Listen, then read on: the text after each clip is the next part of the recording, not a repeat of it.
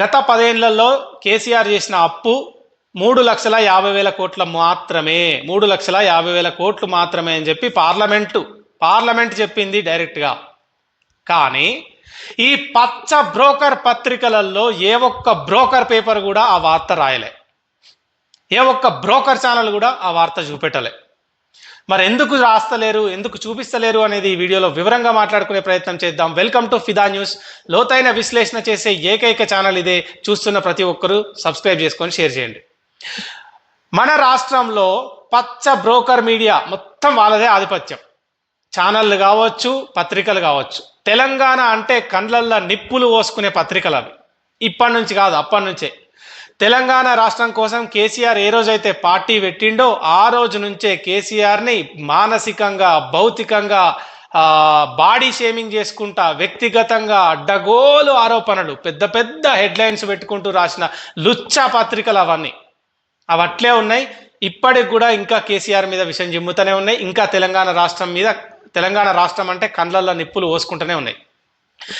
అయితే కేసీఆర్ కాలంలో జరిగిన అభివృద్ధిని చూసి ఓర్వలేక కండ్లల్లో నిప్పులు పోసుకొని కడుపు రగిలి అవకాశం కోసం చూస్తున్న పచ్చ పత్రికలకు కేసీఆర్ ఓటమి అనేది ఒక విజయంలాగా కనిపించింది. ఎప్పుడైతే కేసీఆర్ ఓడిపోయిండో ఆ క్షణం నుంచే పచ్చ బ్రోకర్ పత్రికలు మళ్ళీ మొరగడం మొదలుపెట్టినాయి, మళ్ళీ విద్వేషాలు చిమ్మడం మొదలుపెట్టినాయి. తెలంగాణకు మంచి జరిగితే కలలో సైతం కలవరపడిపోయే పత్రికలు అవి. అందుకే తెలంగాణకు సంబంధించి మంచి వార్తలు అవి రాయవు. అదే కేసీఆర్ 9 లక్షల కోట్ల అప్పు చేసిండు, 8 లక్షల కోట్ల అప్పు చేసిండు, ఖజానా ఖాళీ చేసిండు, అది చేసిండు, ఇది చేసిండు, ఉన్నదంతా చూసుకోవేండు అనే బ్రోకర్ మాటలు ఉంటాయా? అబద్ధపు వార్తలు, తప్పుడు ప్రచారాలకి మాత్రం ఇంతింత అక్షరాలతోటి హెడ్లైన్స్ పెట్టి మరీ రాస్తాయి. ఈ బ్రోకర్ పత్రికలే కదా కేసీఆర్ 9 లక్షల కోట్లు అప్పు చేసిండు, 8 లక్షల కోట్లు, 7 లక్షల కోట్లు అంటే పెద్ద పెద్ద హెడ్డింగ్స్ పెట్టి రాసినాయి. ఖజానా ఖాళీ చేసిపోయిండు, ఉన్నదంతా ఊడ్చుకోవేయండు, మొత్తం దోసుకొని వేయండు అంటే ఇంతింత హెడ్లైన్స్ పెట్టి రాసినాయి ఇదే బ్రోకర్ పత్రికలు.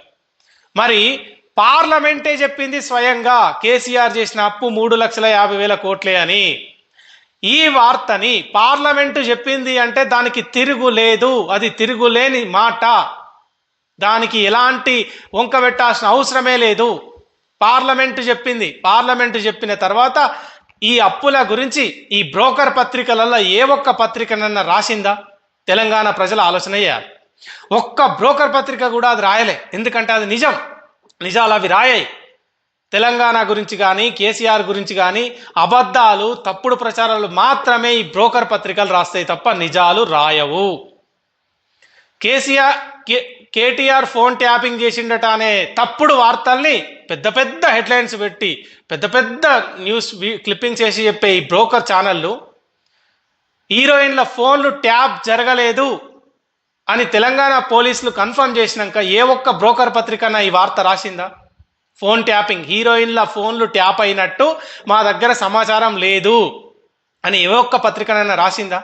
రాయవు. ఎందుకంటే వాళ్ళు తెలంగాణ నాశనం అయిపోవాలని కోరుకునే పత్రికలు అవి. తెలంగాణ బాగుపడాలని కోరుకున్న వ్యక్తి కేసీఆర్.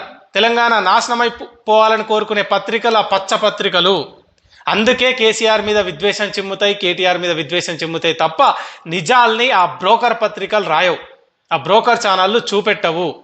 తెలంగాణ ప్రజలు ఇప్పటికైనా గుర్తుపెట్టుకోవాల్సిన విషయం ఏంటిదంటే మన ఛానళ్ళు మన రాష్ట్రం మంచి గురించి, మన రాష్ట్రానికి అన్యాయం జరిగితే స్పందించే ఛానళ్ళనే వాళ్ళు ఎంకరేజ్ చేయాలి తప్ప ఈ పత్రికలు, విద్వేషం జిమ్మే పత్రికల్ని ఖచ్చితంగా మనం ఖండించాల్సిన అవసరం ఉన్నది.